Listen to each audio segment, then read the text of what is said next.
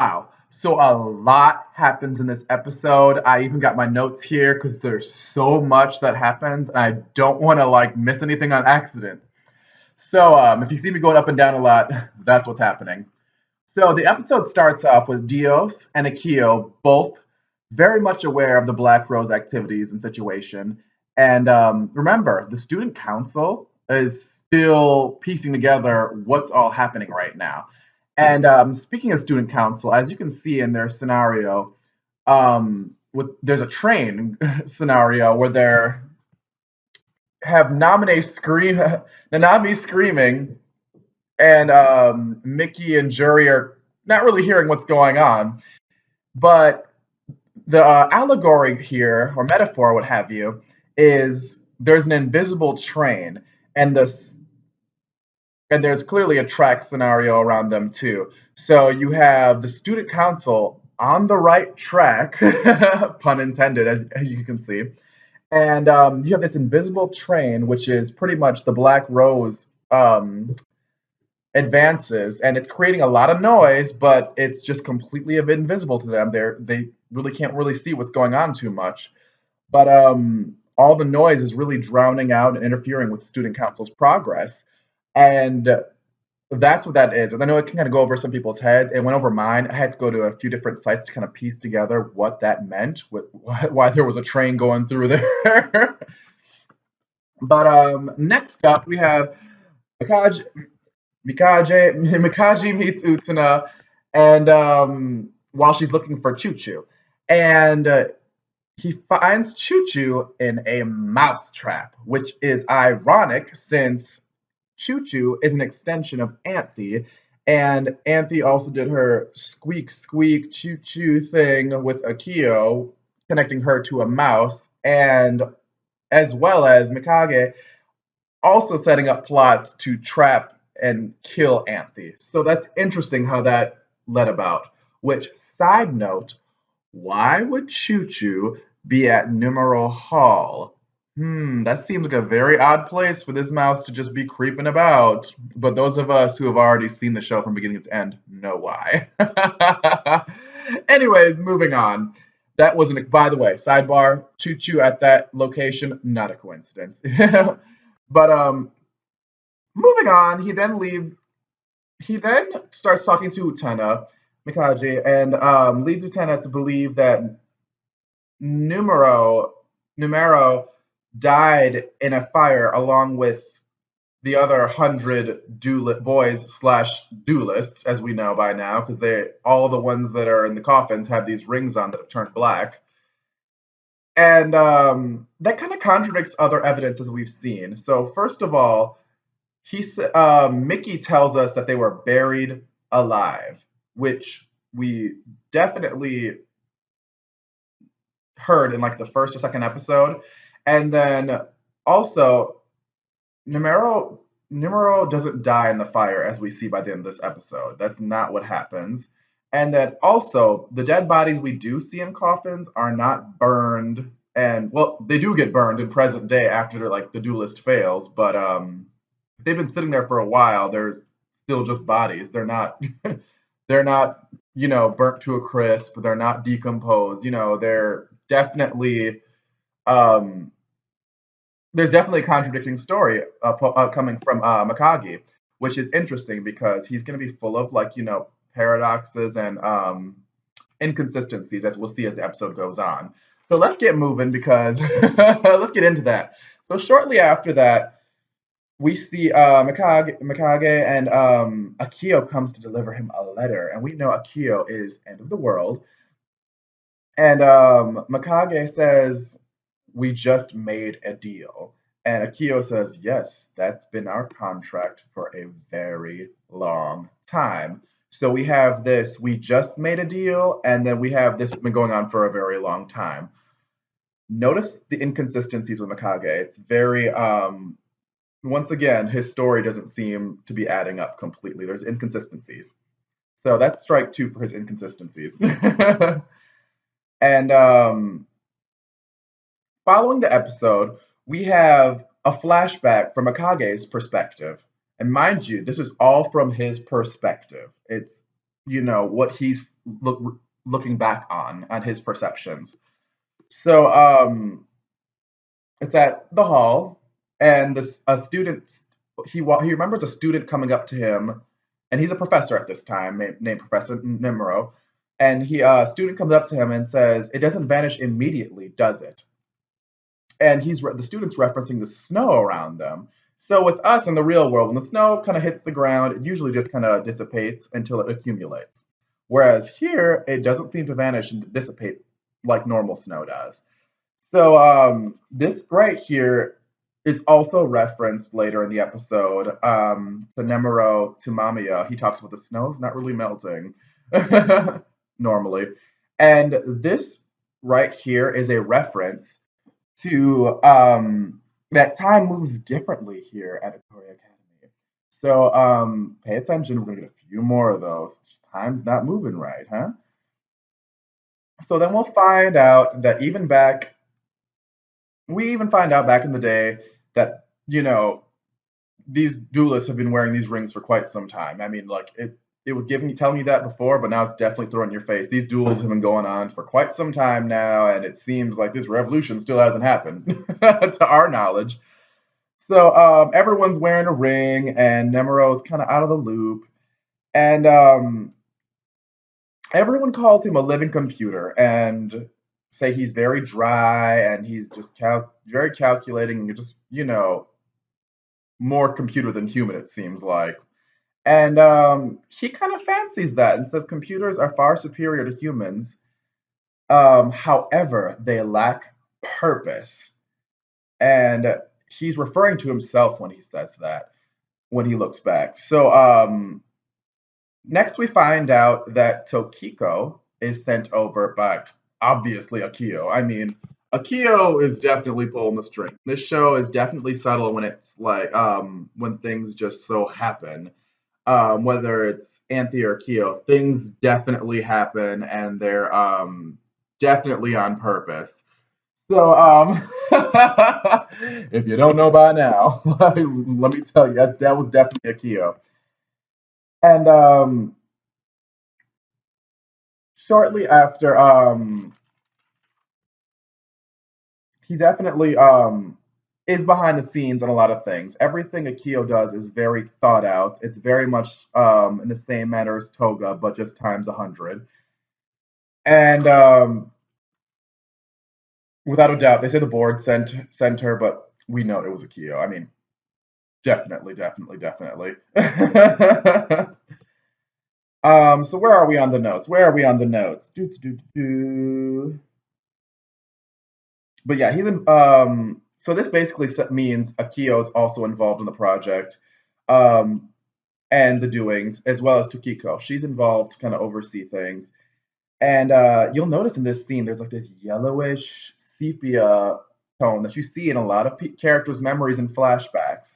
And it's like a very nostalgic color and, generally a fond memory. So this is a fond memory for Nemuro slash Mikage. So that's one of his best memories. And as the scene shifts, we get into this very, very well discussed scene where we see a lot of pointing hands, kind of like cursors on computers, the same little hands that we see in previous episodes leading to that confessional booth at the seminar. So that's very interesting. So the first pointing hand we see is a black cat in the background, and it's just one cat. So the next pointing hand we see is tea being poured. And then the third hand points at a butterfly. So I'm going to start with the butterfly because I think at first watching you might just assume like, oh, this is where he got the idea to put this in the elevator confessional thing. Not exactly. When we see this butterfly, this is the outermost layer of Nemuro's descent and to his core feelings and objectives and motivations. We see this is the first, like how everyone starts off with their confessions. This would be because it's a flashback, remember. So this is his first layer of it. It's his first thing. So that's despite the fact that they're not in the elevator or the confession, That's what that is in this moment in time right now, where what you see on the outside. And it's him talking to Tokiko. And just 411, as this episode progresses, Tokiko, as the prince in Utena's memory is to Utena, Tokiko is basically Mikage slash Nemuro's prince. That's how he views Tokiko, the same way Utena views her prince, and very looks up. And when they look up, he looks up to her in the same way. And it's slightly romantic and slightly inspirational, and just a mix of both of those, and purpose as well. So next up, we have an indicator of pointing the little pointer at two cats. So now we go from one cat to two, similarly to how Nemuro goes from being alone to now he has Tokiko. There's two of them now. Interesting. So next up, we go to the pointer goes to three cats. Well, I should say two cats and a kitten. So we have two adults and one younger one, a childlike one. What could that be referencing, huh? None other than Mamaya. So there becomes not just one person, Nemuro, it becomes Nemuro and Tikiko, and then it becomes Nemuro, Tikiko, and Mamaya, the three of them. That's what those little hands, in my opinion, are referencing. There are many other fan theories, but I think that one makes the most sense to me personally. And next up, you'll see Takiko has an hourglass to kind of reference her tea saturation time, and she generally does this to know when it's okay to drink her tea. And she drinks it. She's like, "Oh my, it's still too strong." And this references how generally every time she does this, she knows when her tea is ready to drink. And once again, we get that idea of she even says, "Does time moving slower?" Because this once again is not how time's moving. So we get another reference of time not moving correctly at this school. And we'll move on to the next pointer, a little computer hand pointer. It's funny because I feel like Nemuro doesn't get roses around his face, his name. He gets like the little pointers. Every other character gets the nice roses in the corners, and he just gets the dee dee dee dee dee. So the next one are two duelist boys are holding hands. And we also see these same two holding hands in the episode with Mickey and his sister, and they're burned in a previous episode. But it's interesting we get to see them and it gets pointed out. So I don't know if that's supposed to represent the past duel that happened before in the episode, or is it supposed to represent that there is definitely gay love is accepted and it's a thing at this school, and it's definitely something Nemuro notices and maybe could be factored into his life, maybe? Who knows? Or it could just be another incestuous brother and brother couple, because Utena is just famous for incest couples, or incestuous relationships, I should say. Anyways, that's how I make sense of that little pointer. The next one we see is lipstick on the teacup. And I think this is actually more significant than people realize. So this is the yellow sepia memory that Nemuro holds on to. And it's the lips, you know, it's the lips. And if you want to think back to Utena's memory, where did there were lips that came in that were precious to her, and that was when the prince kissed her tears away. So I think this is there's parallels between that. Matter of fact, I want to say that's another reason why Takiko is the prince, Nemuro's prince, and that's like those parallels come back again. So once again, we are at the little pointers. The next pointer points to this glass garden with roses in it and Mamaya's in it. So it definitely just points at that, and there's once again a lot of parallels. Whereas Takiko would be the prince, Mamiya is Nemuro's Anthe. So more parallels for you to dissect. This show has a lot of different characters' relationships that are parallel to other characters' relationships. So I think this is another one of them. So you'll see here that Nemuro, the robot guy, this is his first real emotional response he gets. And it's when he sees Mamiya. And he's being scolded by Takiko, his sister. And he finds this is, I feel, the moment he finds his purpose. He really feels inspired the same way Utena was inspired by the prince. And it really made a change in this character. And shortly after, we see a picture of Tokiko and Mamiya standing together. While insignificant as that seems, that becomes very important. Like, for those who haven't watched it, but obviously, if you're watching this, you probably have seen everything and know that, but that's what the picture references in the final act, of this saga, of this arc, season two. So, as we said, Nemuro, he then finds purpose in Mamiya and Tokiko, and he's really inspired to work harder. And as we know in the future, Mamiya and Mikage are together, still working as that's what we are led to believe this entire arc. But just during this flashback,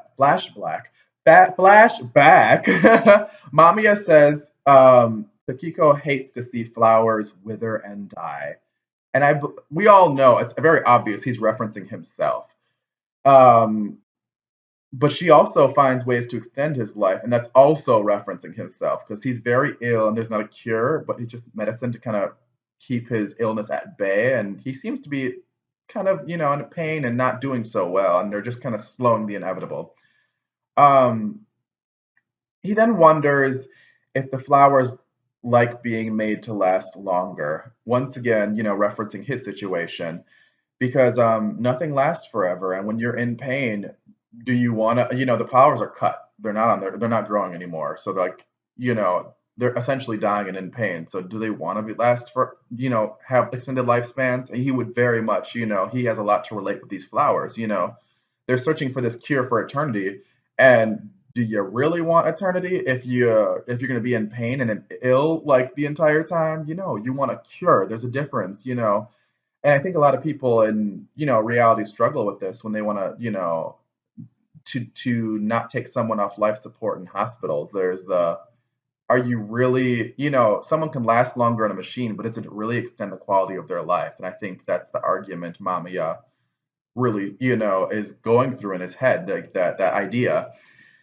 So next up, the next little pointer thing, we have a picture of a leaf, and as we know, there's the butterfly, which represents the outermost shell, and the leaf and the eggs, which represent the base, most prime bottom of the but when it comes all down to an issue, motivation.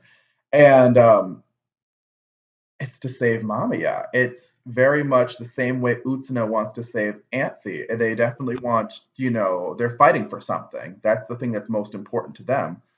And like I said, there's those parallels between the two characters again, and it's very it's very interesting. But sidebar notes, it's funny how like Mamiya doesn't look much like Tokiko and their brother and sister. I mean, I'm not well, I'm one to talk because my brother is 100% white and I'm biracial, half black and white, so I can't even say shit.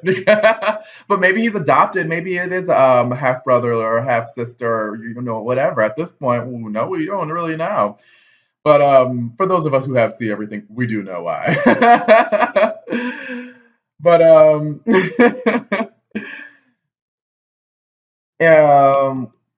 where are we now? I lost my train of thought going into my own damn life. Let me look at my notes. Let me look at my notes. Let me look at my notes. Okay. So, rewinding again to the little pointer things. I know we talked about three cats. One article I looked up or one review said, there's three cats and they're black. Black cats mean bad luck, and is it possible bad things come in threes? Like I said, another speculation. Before I moved on to the next pointer thing, I wanted to make sure I referenced that before I got too far ahead of myself. So the next one is the lipstick on the teacup again.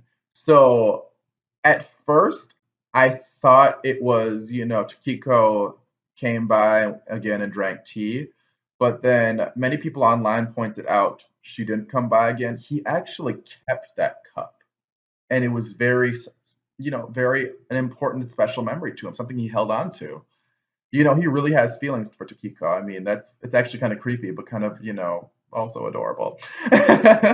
So, anyways, he's sitting in his office working on equations to help find a way to really harness eternity. And Akio arrives, and he offers Nemuro a rose ring, a duelist ring, and it says this is the beginning steps in the power to revolutionize the world. And he drops the ring in the middle of the teacup. So that's really symbolic of he puts it right in the middle of his passion, in the middle of what's close to his heart. And right in the middle of his aspirations. And like I said, that lipstick represents, his feelings for Takiko. It's lipstick. It's passions. It's attraction, and we very much gather that the same way that Utena is attracted or is in love with the prince and Anthe very much at the same time. That's very much how Nemuro is really drawn to Tokiko and Mamiya. It's debated which one he's in love with, but I think it's very much a he loves both of them, and it's a very complicated relationship. Like I said, it's the parallel is how Utsuna sometimes feels for Akio slash Dios and Anthe. She's very much has feelings for two different people, and it's almost in two different ways too.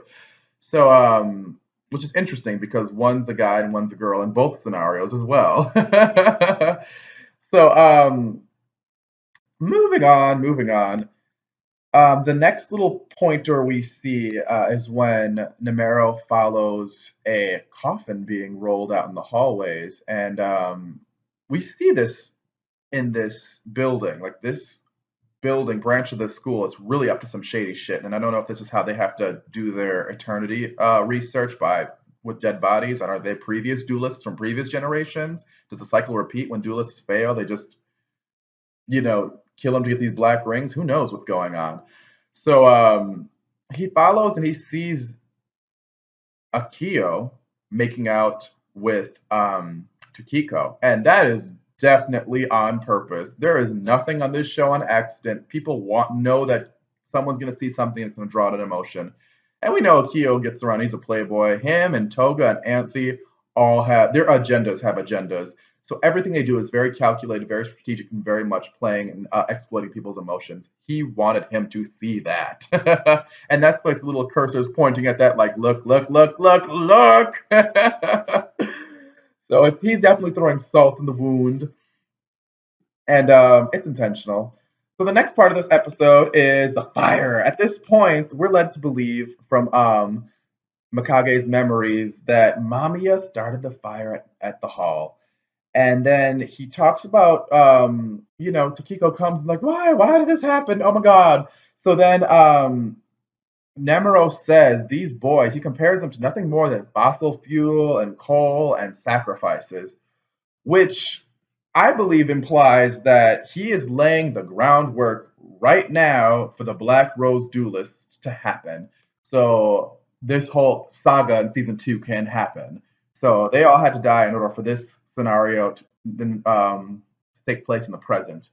So he could then do his thing to search for an eternity for Mamiya, as we've been seeing for the last few episodes now. And notice he still has that rose ring on. So anybody in this show that has a rose ring on is a puppet for Akio. So whether he knows it or not, or is aware of it or not, he is Akio's puppet, and Akio's bidding is being done. So moving on. Moving on, moving on. um, we then skip to the present and we see an older version of Tokiko laying roses on what seems to be a grave. Ooh, okay. And then she walks past an unaged version of Nemuro slash Mikage. And that's another blatant reference to time is not moving in this bitch. Like, it is like she clearly is left and she's aged and lived her life and she's packed down 40 years or so. And she's come back and Nemuro's just unaged, like just immortal over here. And he walks by not even recognizing her. So, once again, another inconsistency for this guy to have this hero and just not even just completely be unfazed by her, not even recognize her. So once again, he's definitely not all that. Something's not up with him. Like something's up with him. He's not all really all there, and something's not. Something. He's a lot of inconsistencies with this guy. Like I'm telling you, point blank. And we know that watching the show. Like there's a lot more to come in the episodes ahead. Anyways, we're gonna move on to the Shadow Girls. Okay, so the Shadow Girls talk about a robot that doesn't age or tire, and it's perfect, like Mikage seems on the surface and how he references himself in the past. But the Shadow Girls then shift from a robot to a human, foreshadowing what's coming next with Mikage. So next up, Tokiko visits Akio in the present. So she's tacked on a lot of years in his age, but Akio, once again, looking all, unaged and beautiful and young.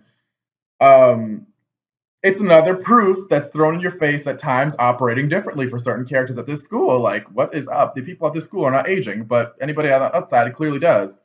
So at the same time this is happening, Mikage is he's starting to blur his memories of Tokiko with Utena. Like he sees Utena and Anthe in the Rose Garden. He's starting to like, get the two confused. Like and there's definitely some overlap in his mind of both of them, Tokiko and Utena. Um so we're starting to see like these signs that Mikage is a bit delusional and there's a lot of inconsistencies all throughout his head. Like things are just not completely adding up. And we skip back and then again to Akio and Tokiko, and he basically tells Tokiko that these schools that are gardens, people don't grow up, which is very much not only a literal reference to his situation at the school, this like perpetual state of limbo for certain characters that just not only do they not grow mentally, but they don't grow up physically either. But this is also referencing, a lot of what happens in Japan, where people have these aspirational goals and they work so hard and almost to the point where it's so demanding that, it demands a lot from them and they really, lose it sometimes. And there's a high suicide rate too, because it's so much pressure placed on the schooling in like Asian schools, particularly Japan. So that's why he's saying they don't grow up. But let me hurry up because we're definitely a half an hour almost coming into this now. So he basically point blank says time doesn't move at the school, unlike the rest of the world to her. And this is a reference. She then references that flowers have to die in order for fruits to come forth. And basically, all these duelists with roses have their flowers, and that's their their personas and what have you. And eventually, you do have to get older and mature and age in order for yourself to truly blossom the fruits of your life. So that was how the episode ends, and that was all my interpretation. Definitely let me know in the comments below how you interpret a lot of things. Did I miss anything? Was there anything else to add in this episode? I definitely want to hear it. Okay, me, Jinx, signing out. See you next episode.